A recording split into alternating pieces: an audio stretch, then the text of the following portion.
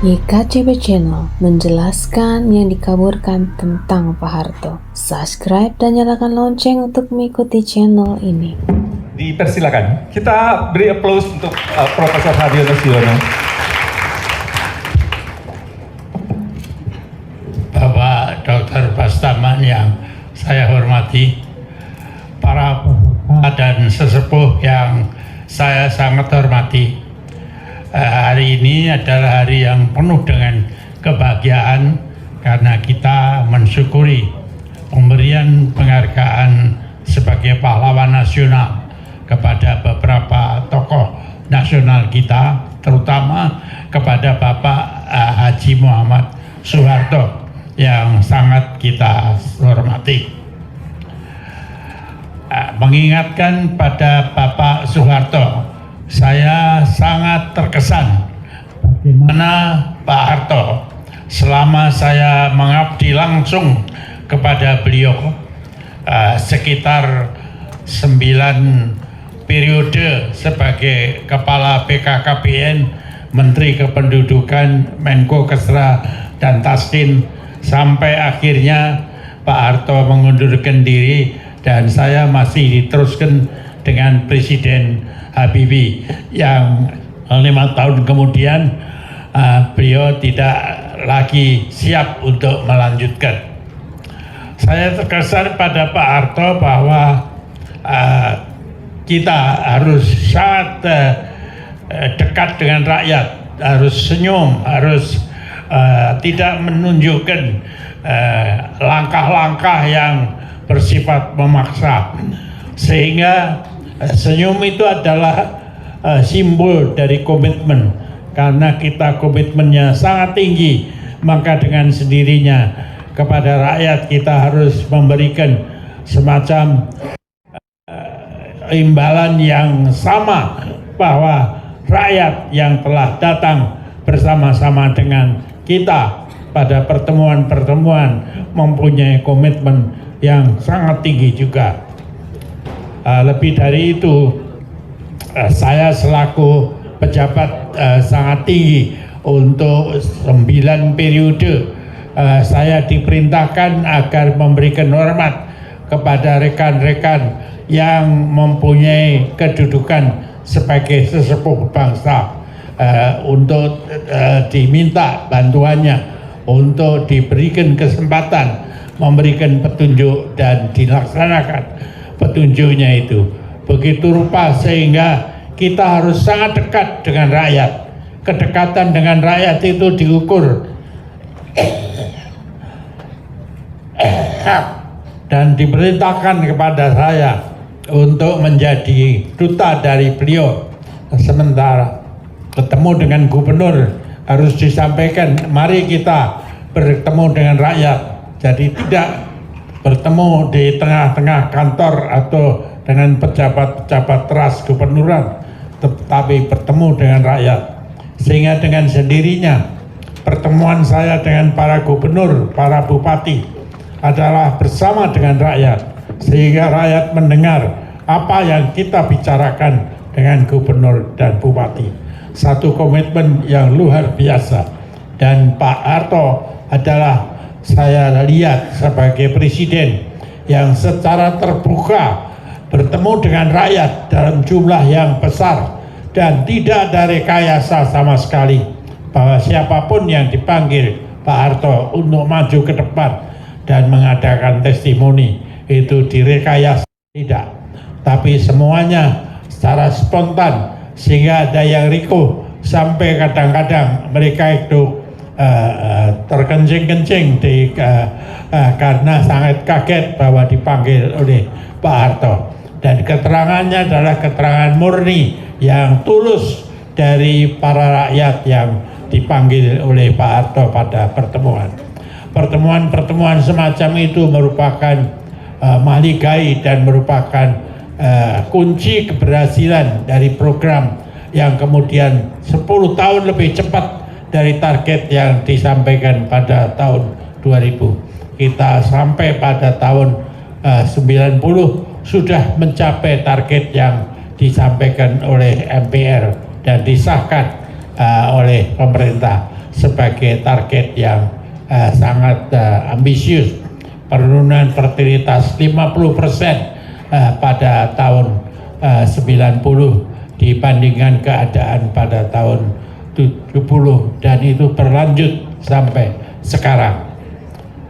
Disitulah Pak Harto dengan sangat jelas dan sangat tegas memerintahkan kepada saya sebagai pejabat untuk tetap dekat dengan rakyat, bersama dengan rakyat, dengan kiai, dengan pejabat-pejabat lokal, bahkan dengan pemimpin-pemimpin agama.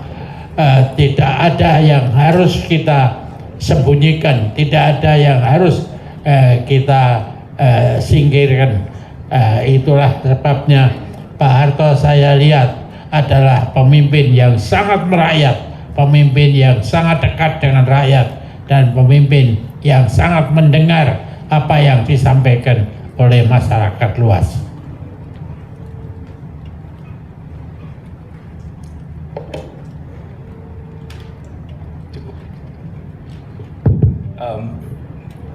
Baik, itu yang disampaikan oleh Prof. Haryono Suyono.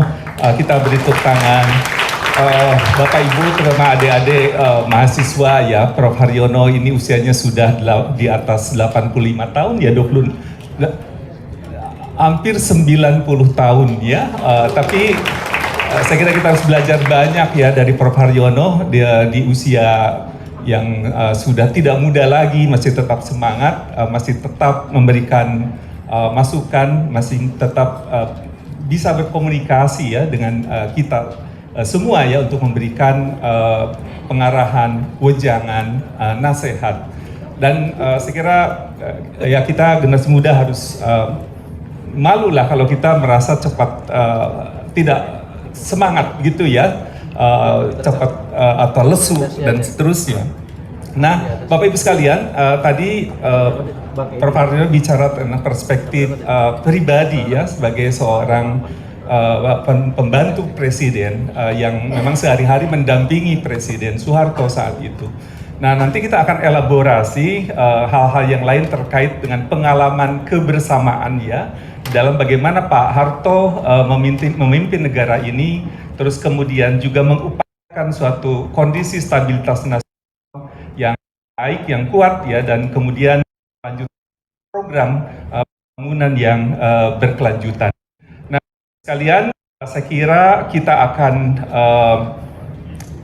ke pembicara kedua terlebih dahulu ya, sebelum kita akan buka sesi untuk dialog, sesi untuk bagaimana masing-masing dari kita barangkali nanti ada hal yang ingin ditanyakan ataupun masukan lainnya untuk memperkaya dialog kita ini. Nah, Bapak Ibu sekalian, kita akan kembali ke Pak Haryono Suyono nanti. Kita akan mendengarkan sekarang pemaparan dari Dr. Masa Jafar sebagai pengamat politik yang kebetulan juga adalah ketua program doktor ya di Universitas Nasional di Jakarta. Dipersilakan Pak Masa Jafar. Kita beri tepuk tangan untuk Pak Masa Jafar. Dipersilakan. Terima kasih Pak Moderator, Pak Profesor Haryono Suyono, yang saya hormati Pak Rektor Trilogi, Ketua Yayasan, dan para hadirin semua dan adik-adik mahasiswa. Assalamualaikum warahmatullahi wabarakatuh. Tadi sudah banyak secara tidak langsung mengisi ruang pemahaman kita terhadap kepinginan Pak Harto. Saya kira sudah cukup banyak. Saya tidak akan ulangi, saya hanya mengambil beberapa poin yang masih relevan pada era kekinian. Karena saya background saya ilmu politik, mungkin saya agak sedikit ke politik. Jenderal Soeharto 32 tahun memimpin Republik ini. Kalau kita lihat dari luas Republik ini hampir sama dengan Eropa daratan. Dengan keragaman sosiokultural dan bentangan wilayah, 32 tahun itu bisa relatif, bisa bilang panjang, bisa juga tidak. Jadi itu bisa didiskusikan. untuk sebuah negara Indonesia. Karena tadi Pak Sabda tadi sudah memaparkan tentang krisis 65. Itu kalau dalam era itu negara. Ya, oleh karena itu Pak Harto itu sangat cermat di dalam mengkonsolidasikan kekuatan nasional. Saya kasih judul itu, konsolidasi kekuatan nasional itu masih relevan. Kapan berakhirnya kita nggak usah langsung batasi. Dia merupakan satu proses yang sangat panjang. Kenapa? Yang pertama, rumusan tentang stabilitas politik dan pembangunan ekonomi ini memiliki pijakan akademik teori sangat kuat. Dalam membaca beberapa literatur pembangunan politik, hampir semua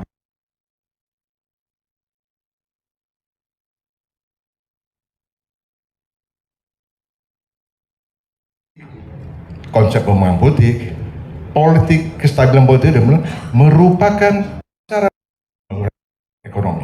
Itu kata kunci. Dan itu masih relevan pada era kekinian. Politik itu bisa kita terjemahkan dalam pengertian yang sangat sederhana, tadi stabilitas.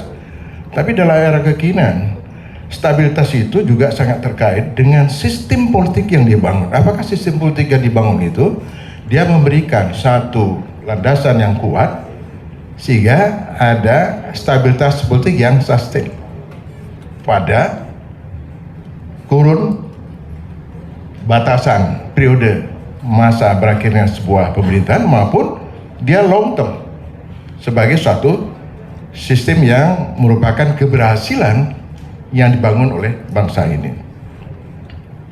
Nah, apa cakupannya? Pak Harto yang pertama mengkonsolidasikan kekuatan nasional. Dia langsung, ini partai kan sejarah, sedikit saya selingin. Pak Migo, saya kira kehadiran Pak Migo ini sangat tepat. Kelemahan kita, ini sedikit saja, kelemahan kita banyak policy, kebijakan-kebijakan politik itu tidak punya basis ilmiah. Ya, kalau zaman Pak Harto masih ketahuan itu. Jadi kalau dilihat dari kabinetnya itu orang sekolahan semua. Ya, profesor, dokter, reputasinya itu gak diragukan. Oleh karena itu, percepatan pembangunan ekonomi itu, ya memang semua mengakui, dunia pun mengakui. Sampai mulai dari sembada beras, sampai pertumbuhan ekonomi dan seterusnya. Saya sedikit seling Pak Migo, jadi saya sangat berbangga sekali. Problem kita, ada satu gap antara riset dengan dunia praktis. Praktek policy, kebijakan. Dan itu mestinya di tengah-tengah itu ada peran saintifik, peran keilmuan, dunia kampus. Nah, ini belum. Nah, termasuk juga saya kebetulan kerjasama dengan Trilogi melalui kita menyusun Pak Biakto, kita menyusun buku Sistem Demokrasi Pancasila. Kebetulan saya ketua tim penulisnya. Itu adalah upaya untuk mengembangkan. Ini kembali lagi ya, dulu Pak Harto itu juga penasehat dari para akademisi juga hebat-hebat, terutama Dr. Alfian. Dr. Alfian di beberapa tulisan mengatakan, para era Orde Barulah, ya ada satu goodwill yang sangat kuat sekali bagaimana mengimplementasikan Pancasila. Pancasila itu bagian di dalam rangka tidak hanya menyangkut pada integrasi nasional, integrasi politik, tapi juga dia menjadi landasan bagi sistem politik kita, bagi sistem demokrasi kita. Itu pada era Pak Harto sebenarnya sudah meletakkan. RBB 7 terlepas dia banyak kekurangan, iya, tetapi yang kita sayangkan itu dia tidak sustain. Saya ikut dalam politik, apa yang dilakukan oleh BP7 itu sudah benar. Jadi bagaimana membangun satu sistem ideologi untuk merangkum kekuatan nasional, sehingga ini urusan yang melulu soal konflik ideologi. Ya, itu intinya gitu ya. Nah, ini juga ada kaitannya terhadap pembangunan sistem demokrasi Pancasila. Sekarang pertanyaannya, apakah sistem demokrasi Pancasila yang dibangun itu dia punya landasan ideologi nggak? Tidak hanya secara pidato-pidato, tetapi existingnya dia kompatibel nggak? Saya melihat apa yang kita bangun sekarang ini itu lebih banyak pada copy paste undang-undang politik. Apakah model kepartaian itu dia kompatibel dengan sistem kenegaraan kita, sistem sosial kita, dan seterusnya, kultur kita? Coba kita bayangkan, bagaimana mungkin ya Pak Harto atau Orde Baru sudah mengembalikan, meletakkan demokrasi Pancasila itu dengan pelembagaan politik, mulai dari penyerahan partai, juga pada pengoptimalan fungsi MPR. Jadi yang tertinggi itu adalah demokrasi Pancasila setelah, dan itu proses mekanismenya, saya kira karena waktu sedikit, itu sudah on the track. Sekali lagi, walaupun banyak titik-titik kelemahan, tapi dari segi peletakan dasar on the track. Itu saya ingin. Hanya saja kelemahannya, ya mungkin ini juga kritik kelemahannya, konsolidasi masuk 25 tahun dan itu sudah mulai muncul kritik-kritik, tetapi fungsinya itu tidak dikembangkan, dan itu juga kritik Dr. Alfian. Jadi stabilitas menurut Dr. Alfian itu Pak Harto itu sebenarnya mencoba menerapkan teori gelang karet. Ketika situasi sudah baik, sembilan dibuka, tapi ketika kondisi yang tidak memungkinkan, kemudian itu agak diperketat. Jadi ini memerlukan suatu seni yang tinggi, dan itu hanya mungkin dimainkan oleh seorang pemimpin besar. Nah, itu ada dalam teori, tetapi dalam praktisnya itu belum nyampe. Termasuk juga jatuh, ya, ini juga yang kita sayangkan ya. Ketika pada 25 tahun kalau nggak salah, ada untuk Pak Harto turun, dan Pak Harto sebenarnya sudah mau. Nah, ini kita ngambil pengalaman yang mungkin ini sangat berharga. Kemudian Pak Harto diyakinkan, ternyata terus berlanjut dengan berbagai argumen. Tetapi yang saya ingin nyatakan, 10 tahun kemudian, penyangga kelembagaan politik, baik MPR maupun partai, itu tidak menggambarkan. Nah, kalau saya mau katakan, bagaimana mungkin Pak Harto sudah memenangkan pemilihan umum, tidak sampai 1 tahun, itu bisa politik bahwa ada proses political decay yang terjadi di dalam 5-10 tahun terakhir. Andai kata Pak Harto waktu itu, ini andai kata lagi, berhenti, barangkali bukan hanya pahlawan, Pak Harto memang seorang pemimpin yang memiliki satu peringkat pada dunia, memberikan satu inovasi yang sangat hebat, bagaimana mengkonsolidasi kekuatan nasional, menjaga selalu pertumbuhan ekonomi. Nah, itu yang saya katakan.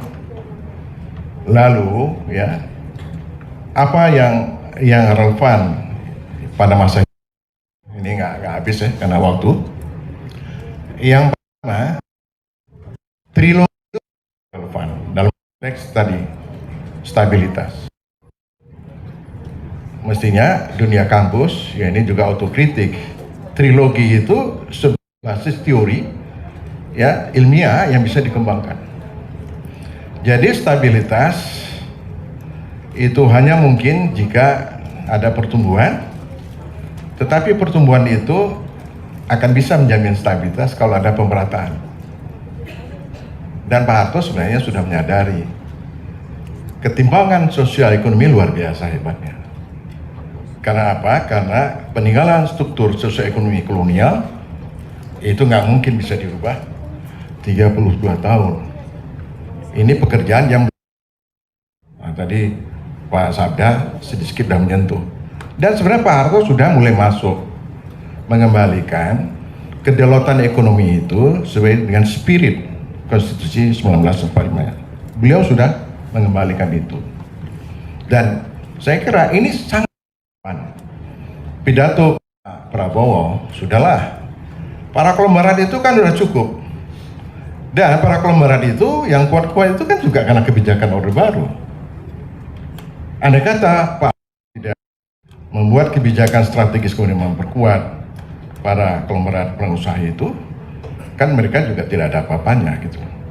Nah, jadi kalau Pak Prabowo dan juga bahkan Pak Harto di akhir kepimpinannya kan minta, Anda kan sudah dibesarkan oleh pemerintah, sekarang saatnya untuk membantu koperasi, apalagi itu ya. Artinya mesti ada keberpihakan, karena tidak semua problem ketimpangan itu bisa diselesaikan oleh negara karena berbagai keterbatasan. Jadi peran para konglomerat itu sekarang pun memang sangat kita butuhkan. Kita tidak anti, tetapi dia harus punya tanggung jawab. Karena dia apa? Karena dia juga dibesarkan oleh negara. Sama juga seperti di Jepang, di Korea kan sama semua. Karena setiap negara yang sedang membangun nggak mungkin kalau tidak ada pengusaha-pengusaha yang besar, tidak mungkin untuk menggerakkan ekonomi. Tetapi tidak boleh dilupakan bagaimana meneteskan itu ke kelompok menengah bawah. Tidak ada lain melalui mekanisme koperasi, UMKM, dan itu amanat konstitusi. Jadi kalau Pak Prabowo mendorong lagi, itu berarti Pak Prabowo juga menyambung apa yang sudah dicanangkan oleh Pak Harto. Beberapa banyak sekali ya, termasuk Pak Haryono ya, beberapa apa yang sudah beliau capai di bidang kesehatan, juga bidang pendidikan tadi sudah banyak disampaikan. Tapi yang ingin saya sampaikan adalah pekerjaan yang menjadi pekerjaan rumah pada era pemerintah Pak Prabowo itu tadi stabilitas dalam konteks pengembangan sistem demokrasi dan basis ideologi. Kemudian yang kedua yang sangat penting adalah bagaimana mengurangkan, bukan menyelesaikan, mengurangkan ketimpangan sosial. Ini yang sangat bahaya karena instabilitas politik itu kadang-kadang tidak terukur walaupun dengan satu kerja intelijen yang canggih karena manusia, karena tidak semua bisa di cover dengan rekan-rekan manusia, karena itu ada faktor alam juga ya. Jangan sampai apa yang terjadi di Nepal kemudian di Timur Tengah itu akan terjadi pada negara kita. Nah, jadi beberapa catatan apa yang sudah dicapai oleh Orde Baru, pemerintahan Pak Harto, sebagian itu harus dilanjutkan, dikuatkan ya. Kemudian yang sangat penting itu adalah bagaimana mengembangkan inovasi di dalam merumuskan kebijakan-kebijakan strategis ya, itu tadi melalui apa namanya pendekatan saintifik. Jadi Pak Harto sebenarnya sudah memulai. Jadi mencontoh, kalau saya diminta pendapat pada susunan kabinet, saya selalu merefer ke kabinet Pak Harto, Zanken kabinet. Jelas track recordnya, prestasinya ya. Nah, kemudian yang satu hal lagi, ini banyak sebenarnya. Satu hal lagi soal TNI. Saya nggak setuju TNI itu dikerangkeng balik ke barat sepenuhnya. Karena TNI kita sejarahnya berbeda dengan negara barat. Jadi saya katakan berbanding juga. Malahan waktu awal reformasi saya menulis di Republika, TNI itu harus diberikan peran strategis. Dia mengawal politik negara. Tetapi saya setuju TNI tidak mengurus politik day to day. Nah, Pak Prabowo itu mulai coba mendorong TNI dalam kebutuhan strategis, tetapi tidak mengembalikannya pada peran-peran politik praktis. Nah, jadi ada kesinambungannya. Nah, apalagi ya, banyak sekali. Saya kira karena waktu ya, tidak mungkin kita selesaikan semua, tapi itu adalah beberapa poin yang penting. Dan terakhir, ini menyangkut Pak Prabowo. Terulang kembali apa yang saya namakan dengan politik decay. Pak Prabowo punya Gerindra. Masalahnya Gerindra itu semua atau real. Itu sebagaimana juga Golkar tahun 98. Ya ini memang gak enak, tapi saya harus katakan pengalaman itu jangan diulang lagi. Transisi pemerintahan Pak Jokowi ke Prabowo, banyak peristiwa-peristiwa something wrong, ya, yang arahnya bagaimana pemerintahan yang baru itu tidak sukses. Saya kira demikian. Terima kasih. Assalamualaikum warahmatullahi wabarakatuh. Terima kasih Pak Jafar. Ini pembahasan yang komprehensif dan waktu yang sangat singkat saya kira ya. Saya izin tidak perlu membahas kembali ya disampaikan, tapi kita akan coba membuka dialog ya dengan Flur ya, memperkaya apa yang sudah disampaikan baik oleh Prof. Haryono maupun oleh Pak Dr. Jafar. Nah, Bapak Ibu sekalian, ini ada pesan juga dari panitia, mungkin ini untuk anak-anak mahasiswa juga gitu ya. Itu ada 5 untuk para penanya atau 5 penanya yang diharapkan justru nanti datang dari para generasi muda ya, yang barangkali pemahaman tentang kepemimpinan Pak Harto hanya dapat dari cerita gitu ya, tapi tidak mendapatkan pengalaman langsung. Nah, Bapak Ibu sekalian, tadi Pak Haryono dari perspektif sebagai pendamping ya, Pak Jafar dari perspektif seorang pakar politik dan pengamat. Mari kita sekarang lanjut ke dialog. Nah, bagi untuk termin yang pertama kita akan buka 3 dulu penanya, tapi mohon karena waktunya sangat, jadi to the point bertanya. Jadi tidak perlu mengulas, mengomentari terlalu panjang, bertanya. 1 tadi, terus kemudian 2, 3 ya. Ini kebetulan diwakili sama generasi yang lebih ini ya, lebih senior. Baik, mohon biar semua kenal dan langsung ke pertanyaan.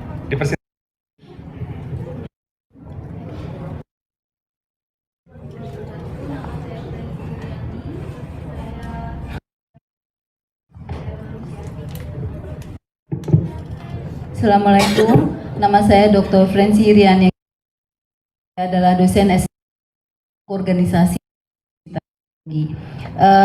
Saya hanya akan menambahkan apa yang disampaikan oleh Dr. Jafar, bahwa disertasi saya itu berjudul Kepemimpinan Presiden Soeharto SDM di Indonesia. Jadi dalam disertasi saya tersebut terbukti bukan hanya sekedar omon-omon, tapi secara ilmiah terbukti bahwa disertasi tersebut sudah disetujui dan saya lulus. Untuk disertasi tersebut saya mewawancarai sekitar 25 menteri pada era beliau, termasuk diantaranya Prof. Haryono yang ada di depan, kemudian Pak Harmoko, Osmas Batubara, Latif, Safruddin Paruanegara, dan lain-lain. Termasuk juga tokoh-tokoh muda pada saat itu yang sudah menjadi menteri, yaitu Pak Tanri Abeng. Dan terus terang kita amazed gitu ya, setelah mengetahui, setelah meneliti bahwa benar apa yang beliau lakukan pada saat menjadi presiden itu, beliau mengembangkan SDM sebagai bawahan-bawahan beliau itu sesuai dengan teori barat yang kita pelajari bersama dalam hal ini adalah kepemimpinan. Yang saya ingin tanyakan kepada Pak Jafar adalah kira-kira dari keputusan-keputusan beliau yang sudah berhasil tersebut, adakah yang bisa dilanjut ke masa depan untuk pemerintahan Indonesia sekarang? Terima kasih. Baik, tadi Bu Frenzy ya dari dalam negeri ya, trilogi. Kebetulan disertasinya meneliti tentang kepemimpinan Pak Harto. Kita mungkin dengar dulu pertanyaan berikutnya ya. Tadi silakan Bapak ya. Terima kasih. Assalamualaikum warahmatullahi wabarakatuh. Saya Ridwan Omar dari NGO, Direktur Lentera Keadilan Indonesia atau disingkat LAKI. Pertama mungkin saya sebelum masuk ke poin pertanyaan, saya ingin merespon sedikit dari Pak Staf Khusus Urusan Presiden ya, Pak Rida. Mudah-mudahan tidak lupa dengan kita. Dari Rawamangun bos, waktu beliau masih KNPI. Jadi ya dengan abang juga, sekarang Pak Wamen kita bantu di KNPI dulu. Tapi ada satu yang saya ingin agak kurang ini dengan Anda kali ini, ketika Anda meminta generasi muda di Gen Z ini untuk tidak terlalu ini dengan sosial media. Jadi begini, kebetulan saya latar belakang juga orang media, saya dulu di Harian Merdeka terakhir. Jadi adik-adik ini beda dengan era kita dulu. Adik-adik ini sekarang hidup di era digitalisasi sosial media. Dia boleh sekolah di Trilogi, dia boleh kuliah di Jayabaya, di Universitas Nasional di mana, tapi pergaulan internasional bos. Lewat apa? Sosial media. Mereka tidak perlu ke UK ikut Anda, ikut kuliah di luar negeri, nggak perlu. Tapi mereka lebih paham apa yang terjadi di dunia saat ini. Itu lewat media. Nah, yang saya saran buat adik-adik, memang saya sepakat tadi.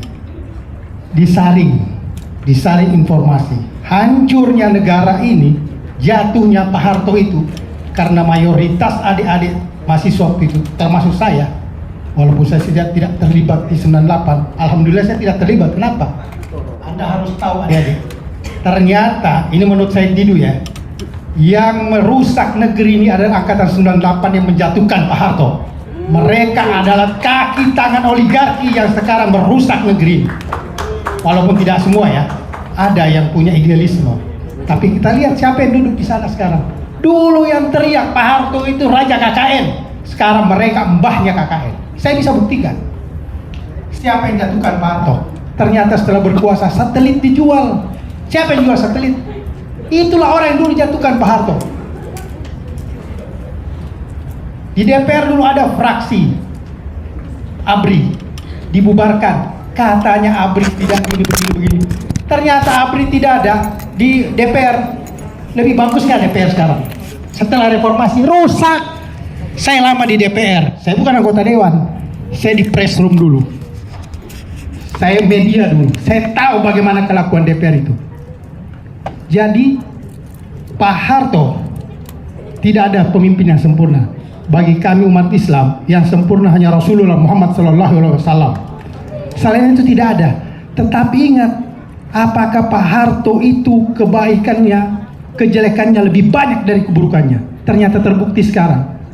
Orang yang teriak dulu, saya Pancasila, saya ini, saya itu, ternyata ideologi negara mau dirubah menjadi Ekasila. Saya ikut aksi Pak. Adik-adik, saya ikut aksi supaya Pancasila jangan dirubah. Tahu siapa yang merubah Pancasila jadi Ekasila? Yang di zaman Pak Harto, saya masih TK, dari TK SD ditanamkan ideologi. Mau dirubah, tapi lucu, teriak saya Pancasilais, saya nasionalis. Pret, mana ada nasionalis satelit dijual, korupsi gila-gila, nepotisme gila, itu telanjang Pak, dilihat. Jadi orang yang menjatuhkan Pak Harto dulu, sekarang kita bisa lihat, tidak ada rahasia sekarang. Lihat sendiri sekarang, siapa yang jadi penjahat koruptor? Siapa yang menjadi ini? Nah, untuk saat ini, saya ada selain itu saya ingin minta respon dari narasumber, termasuk sepuh kita, Prof. Di zaman Pak Harto itu, ketika atau diwakili waktu itu Menteri Penerangan Pak Harmoko mengatakan bahwa cabai misalnya 1.000 sekilo, itu sampai di mana-mana 1.000. Sekarang tidak Pak. Ketika Pak Prabowo berteriak akan berantas korupsi walaupun sampai ke Antartika, nggak lama wamennya ditangkap KPK. Dan sampai detik ini misi terjadi. Nah, saya cuma mau nanya, ini ada apa? Coba bandingkan dengan era Pak Harto, manajemen pimpinan, kemudian GBHN. Siapa yang bilang presiden dari zaman era setelah reformasi sampai sekarang itu gagal atau berhasil? Ukurannya nggak ada. Anda nggak bisa bilang Gus Dur sampai kemarin Jokowi gagal berhasil. Kenapa? Sorry, karena tidak. Ini momen bagus Pak adik-adik. Karena tidak ada acuan. Setiap presiden yang muncul selalu membawa agenda masing-masing yang akhirnya jadi proyek mangkrak. Oke, baik, bisa dipahami. Langsung. Jadi saya minta tanggapan itu. Bagaimana ini sesepuh kita melihat itu apa yang harus dilakukan Pak Prabowo. Kasihan Pak Prabowo sekarang sendiri. Pak Prabowo itu sendiri loh sekarang. Saya kasih tahu sendiri, hati-hati. Kalau ini tidak terjadi Nepalisasi. Oke, pertanyaan Pak Prabowo itu top itu udah tuh. Ya, beliau udah kaya kok, ngapain dia mau macam-macam lagi? Terima kasih. Yang lain penjahat banyak sekitarnya itu. Nah, terima kasih. Assalamualaikum warahmatullahi wabarakatuh. Salam. Wah, ini menarik sekali ya dari seorang Pak Ridwan. Kelihatan sekali memang aktivisnya. Dan saya kira ini akan lebih menarik nanti kita buka sesi kedua ya di kesempatan lain ya untuk menggali lebih dalam lagi ya kepemimpinan era Pak Harto dan kelanjutan kepemimpinan ya di era sekarang. Nah, untuk sekarang saya kira kita akan beri kesempatan dulu ya atas pertanyaan yang sudah disampaikan ini. Pertama tadi karena Prof. Haryono diminta disampaikan terlebih dahulu, mungkin Prof ada tanggapan terkait apa yang disampaikan, apa yang terjadi. Pak Ridwan nanti satu-satu ya, silakan Prof. Pak Aam yang saya hormati, saya kira salah satu dari strategi yang diterapkan Pak Harto untuk dekat dengan rakyat itu sering dipesankan kepada saya kalau bertemu dengan para gubernur dan para bupati, karena saya setiap minggu itu 2-3 kali ke daerah. Itu dipesankan agar para gubernur dan para bupati itu dekat dan bicara dengan rakyat, jangan semata-mata mengatur pemerintahan dari kantornya, sehingga betul-betul bisa merasakan denyut nadinya rakyat, dan dengan sendirinya apa yang ada pada pikiran rakyat itu dapat ditampung serta dirumuskan dalam pemerintahannya, sehingga dengan sendirinya kedekatan beliau dengan rakyat itu disebarluaskan sampai tingkat gubernur dan bupati yang sering mendapat pesan itu pada suatu ketika akan dipanggil ke Jakarta dan dijadikan menteri. Jadi saya sudah melihat tanda-tanda setelah beberapa kali diperintahkan untuk bicara dengan gubernur. Saya mulai ada tanda-tanda, ini gubernur ini mesti bakal jadi menteri kalau menurut Pak Harto itu. Jadi kelihatan sekali bahwa apa yang dipikirkan Pak Harto dan secara filosofis tadi telah diuraikan itu tidak saja sendiri oleh Pak Harto, tapi ditularkan kepada bawahannya, terutama bawahannya di tingkat pemerintahan kabupaten dan provinsi.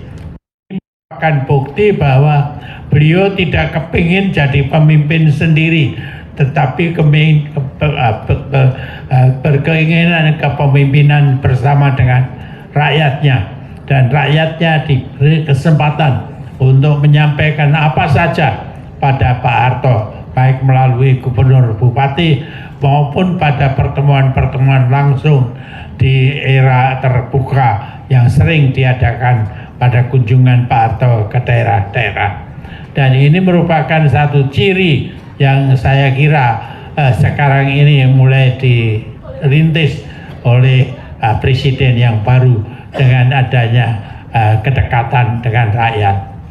Saya sangat kagum bahwa pada waktu itu usaha-usaha yang kira-kira menyentuh rakyat selalu didahulukan dan dijelaskan bahwa ini adalah yang harus dilaksanakan bersama.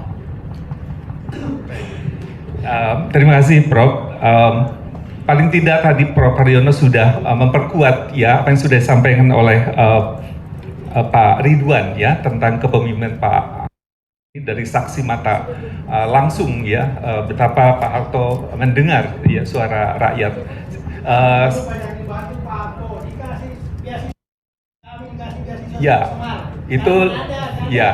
Itu legenda luar biasa ya, super smart. Baik, kita coba tanya perspektif dari Pak Jafar ya untuk tadi apa yang terjadi sebenarnya setelah pasca pemerintahan Pak Harto.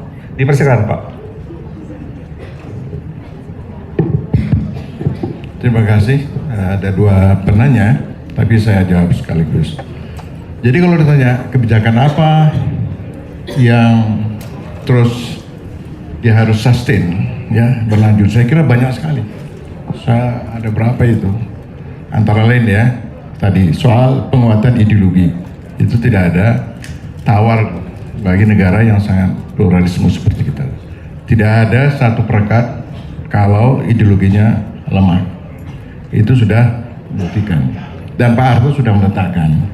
Nah masalahnya apakah pelembagaan penguatan ideologi Pancasila itu dia berlanjut enggak? Kalau berlanjut arahnya kemana? Itu kan nggak pernah ada evaluasi.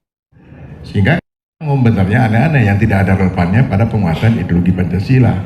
Itu satu ya. Yang kedua apa? Yang sangat rentan kembali lagi pada penataan sistem politik. Apakah model multipartai seperti sekarang itu, apakah itu sebagai satu pilihan keputusan yang akan menyamatkan kolektif kepentingan bangsa ini? Itu pertanyaan. Pak Harto mengambil model multiparti sederhana dan itu ada basis teorinya. Ya, ada basis teorinya. Apalagi negara kita yang masih perlu waktu ya. Itu konsolidasi politik, pembangunan kelembagaan itu bukan dia bisa stabil atau tidak.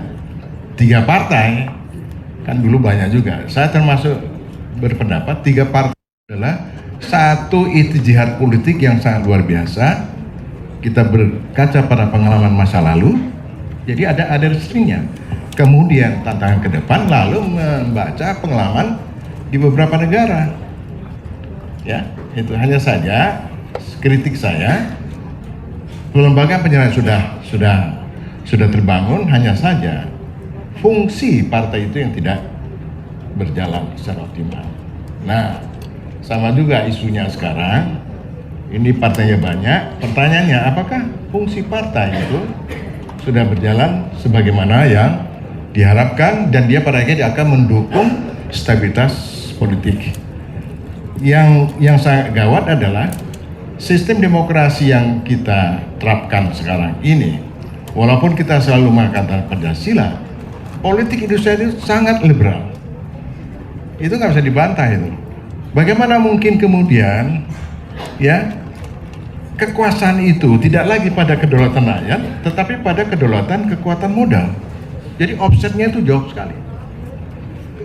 Kalau dia offsetnya bahwa kedaulatan itu ada pemegang modal, maka pertanyaannya siapa yang akan menjadi penguasa kemudian yang membuat keputusan-keputusan strategis? Pengalaman 2 periode pemerintahan sudah menjawab itu semua.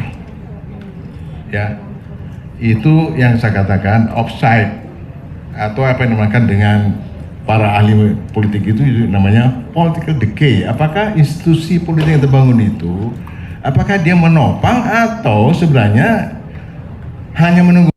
Itu juga bisa proses kebalikannya, proses pembusukan politik. Kalau model politik uang tidak dicegah, ini kan tidak ada kata putus. Kok bisa dibiarkan? Nah, saya berharap Pak Prabowo mengevaluasi undang-undang politik, termasuk bagaimana kekuatan modal itu tidak boleh. Kalau ini masuk, saya kira apa yang kita bangun Pancasila sebagai ideologi itu nggak ketemu. Sila keempat nggak ketemu. Ngomongnya Pancasila, pidatonya Pancasila, praktiknya sangat liberal, sangat kapitalistik. Itu sangat berbahaya. Ya, itu. Antara lagi apa? Banyak sekali. Juga tadi saya singgung soal bagaimana meletakkan peran TNI. Saya berkali-kali saya nggak setuju dengan paradigma yang sama seperti Barat. Banyak reasoningnya, itu antara lain itu. Ya, lalu apalagi yang apa yang dirintis oleh Prof. Haryoni luar biasa.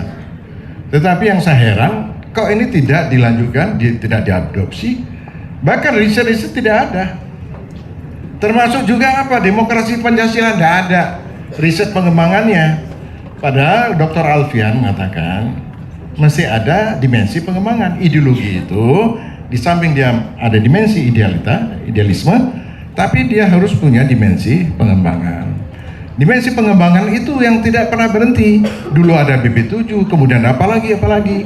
Kemudian riset-riset yang coba menarik, mengadopsi tradisi lokal, itu hampir semua tradisi lokal, saya sudah melakukan penelitian, itu bisa memperkuat apa yang selalu dipidatokan oleh Pak Harto itu tentang sila keempat. Musyawarah di lokal, budaya lokal itu semua ada di sana, tetapi secara penembagan itu tidak diperkuat. Nah ini PR, itu tadi Pak Mego, saya kira ASEPRA itu sangat penting. Nah itu kalau bisa masuk, saya terima kasih Pak, nanti mahasiswa saya baik yang di S1, S2, S3, saya akan minta supaya ke mahasiswa saya dulu ada S2 dari mungkin anak buah Bapak ngambil S2 di UNAS, saya agak kaget, sangat inovatif. Dia menulis tentang peran tokoh pers pertama. Bagaimana arsip itu sebagai alat perjuangan untuk melawan kolonial Belanda, itu luar biasa. Saya sendiri tidak pernah terpikir itu, betapa pentingnya arsip nasional itu. Nah jadi tugas kita dari kampus ini adalah bagaimana mengembangkan riset tentang apa kebijakan-kebijakan yang sudah mampu mengantarkan keberhasilan bangsa ini. Kalau saya katakan sebagai modal bangsa, ini yang harus dikembangkan melalui riset-riset sehingga itu bisa dikembangkan dalam inovasi kebijakan. Kemudian ya kembali lagi termasuk soal pengembangan demokrasi, kebetulan kami udah menulis sandaran demokrasi Pancasila, teori ilmiahnya itu juga banyak sekali. Tapi coba baca pendapat scholar, para akademisi itu selalu barat oriented. Saya juga nggak ngerti, dan dia tidak punya akar budaya. Nggak mungkin satu sistem yang dibangun apapun kalau dia tidak punya basis sosial, basis kultural, nggak bisa, nggak jalan. Ada yang namakan di dalam teori politik itu apa? Demokrasi deliberasi. Demokrasi deliberasi itu prakteknya musyawarah mufakat. Musyawarah, ada argumentasi, goalnya kemanfaatan bagi kemaslahatan orang banyak. Dan itu juga ketemu dengan nilai-nilai yang berkembang, terutama di dalam nilai Islam, itu juga bisa mengisi. Nah ini ke depan juga jangan kemudian yang selalu dihidupkan, ini Pak Harto dengan kebijakan di akhirnya itu mencoba mengakomodasi Islam dan negara, itu langkah yang sangat strategis. Saya selalu mengatakan, modal bangsa ini satu TNI, dua umat Islam. Kalau saya katakan umat Islam bukan dalam konteks diskriminasi, bukan dalam konteks itu, tetapi sebagai sumber daya kekuatan kedaulatan Republik ini. Ya kalau saya ngomong umat Islam, bukan itu. Saya melihat ini sebagai modal bagi bangsa ini supaya kuat, supaya kedaulatan Republik. Jangan kemudian ada politik pecah belah dengan berbagai rekayasa sehingga itu terjadi benturan-benturan yang tidak perlu. Itu sudah selesai. Ya, itu sudah selesai. Ke depan, nah Pak Prabowo saya lihat tidak masuk lagi pada soal-soal begitu ya. Jadi sangat baik sekali. Nah, jadi apa yang sudah diwariskan oleh Pak Harto, mencoba mendekatkan kembali antara Islam dan negara, ini terus mesti diperkuat. Kemudian diperkuat lagi dengan pemerataan hasil-hasil pembangunan dan seterusnya. Ini juga akan menunjang stabilitas jangka panjang, bahkan memperkuat integrasi nasional kita. Satu lagi, sedikit lagi, yang sangat mengharukan saya dan saya sempat menangis itu, ketika Dirgantara dibubarkan itu. Waktu pidato Pak Habibie itu gimana itu? Para elit politik isi kepalanya gimana? Kita sudah diperkirakan akan jadi negara industri baru, macan Asia. Negara yang tidak punya industri strategis, dia tidak punya bargaining. Nah, Pak Harto sudah meletakkan itu, sangat luar biasa. Ya, industri baja itu, yang ada Cilegon itu menunjang satu perkapalan, dua transportasi, kemudian otomotif segala macam, bahkan pindad. Nah, itu peninggalan yang sangat luar biasa. Nah, Pak Prabowo saya lihat ingin menyambung itu. Jadi tracknya sudah. Nah, ini mesti dikuliahkan di kampus-kampus, mesti dibuka ya matanya apa segala macam. Dosen-dosen juga harus memberikan riset mengarahkan ya tentang koperasi segala. Tapi mohon maaf, saya tanya Pak, di sini ada nggak pusat pengembangan studi pengembangan koperasi? Harus diperkuat Pak, harus menjadi pusat pengembangan yang tercanggih di Indonesia dengan pendekatan saintifik dan teknologi. Saya begini-begini pelaku koperasi, saya menolak bahwa koperasi nggak bisa hidup. Yang selalu dikeluhkan koperasi itu ujungnya UUD. Saya bisa tolak, saya bantah. Tesis itu saya tolak, bisa hidup tanpa ditopang oleh pemerintah swadaya. Hanya saja memang kerja keras. Jadi dia memerlukan satu proses yang panjang dan ketangguhan di dalam menjaga komitmen itu. Dan koperasi-koperasi sudah banyak tumbuh. Nah, ini Bapak Sabda ini luar biasa. Pak, banyak Pak. Bapak turun ke bawah, koperasi mulai tumbuh itu tolong diperkuat lagi supaya program yang dicanangkan oleh Pak Harto itu ya, bagaimana kue itu bisa menetes, trickle down effect itu, ini yang harus dilanjutkan oleh Pak Prabowo. Nah, itu antara lain Bu ya, apa yang kebijakan yang perlu. Jadi masih banyak Pak. Saya kira demikian karena waktu. Terima kasih. Assalamualaikum warahmatullahi wabarakatuh. Salam. Terima kasih Pak Jafar. Bu Frenzy saya kira sudah terjawab ya. Ada satu penanya tapi saya harus meminta maaf nih, mudah-mudahan sudah terwakili saya kira ya apa yang mau ditanyakan tadi dengan disampaikan Pak Jafar Aryono. Pertanyaan baru, singkat, nggak usah ada komentar apa-apa, to the point. Nanti ini jawaban sebagai penutup Bapak Ibu, closing sekaligus closing statement. Silakan.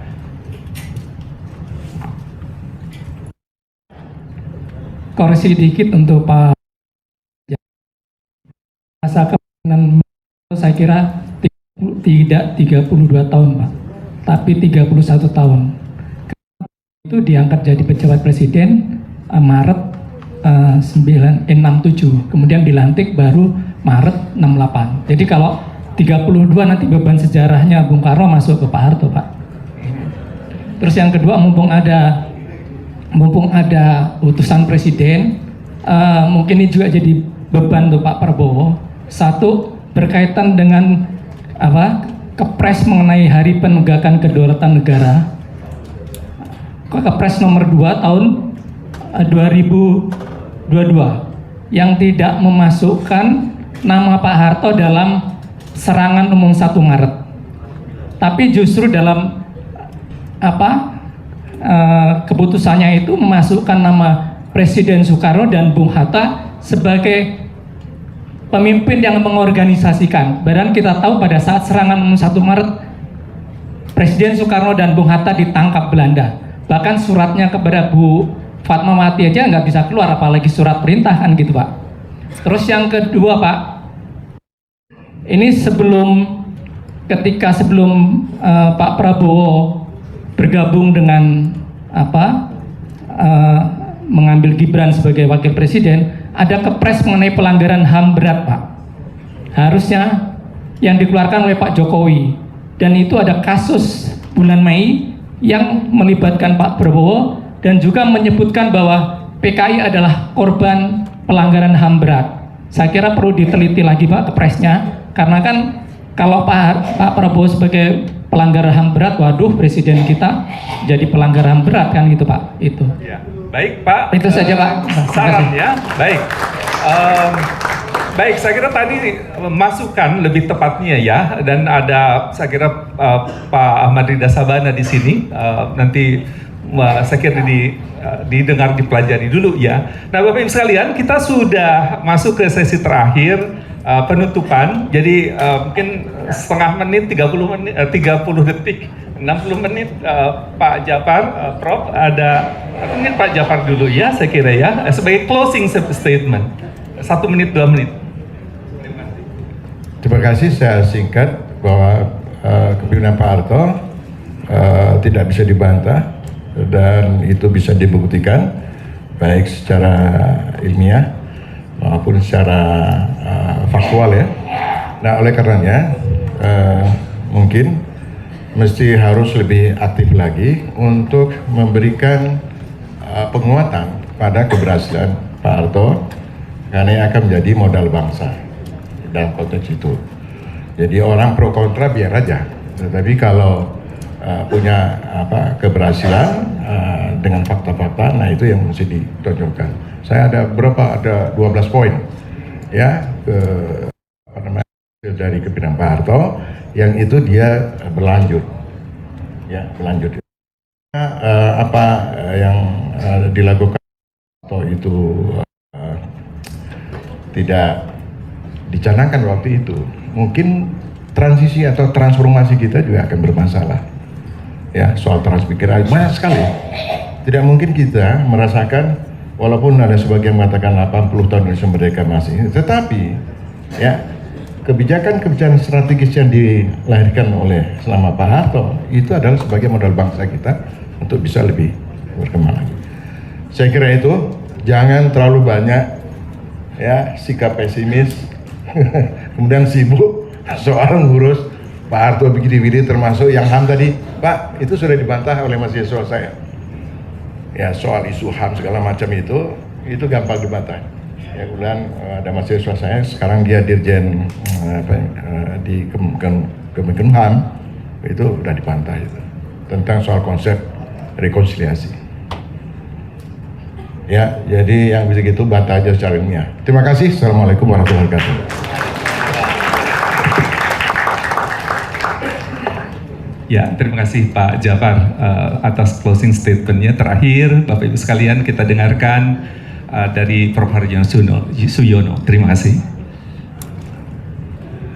Saudara-saudara sekalian, salah satu yang saya pelajari dan saya kagumi dari Pak Harto adalah konsistensi.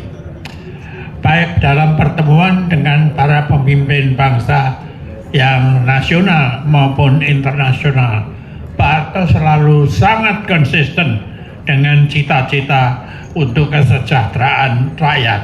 Selalu dengan menceritakan kepada lembaga-lembaga donor bagaimana beliau itu mengolah anggaran untuk meningkatkan kesejahteraan rakyat.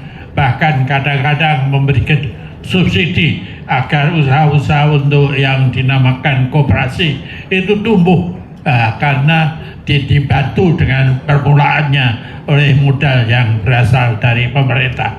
Konsistensi itulah yang membuat saya sangat kagum dan bekerja dengan keras selama hampir seumur hidup saya mengabdi untuk program-program yang sangat yang dipimpin dengan konsistensi yang sangat kuat dari Pak Harto. Terima kasih. Assalamualaikum. Terima kasih Prof. Haryono. Bapak Ibu sekalian, kita di penghujung acara, dari apa yang sudah disampaikan oleh dua narasumber tadi, satu kesimpulan saya kira ya, bahwa Pak Harto layak kita junjung tinggi nama baiknya, dan keputusan menjadikan Pak Harto sebagai pahlawan nasional merupakan keputusan yang tepat.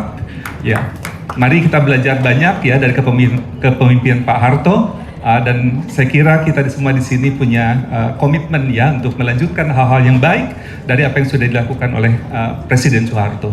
Terima kasih Bapak Ibu sekalian atas kehadiran dan partisipasinya. Ini sangat produktif dan mudah-mudahan kita bisa lanjutkan nanti di sesi berikutnya untuk menggali lebih dalam lagi. Saya tahu di antara penanya juga banyak yang punya kompetensi untuk jadi narasumber.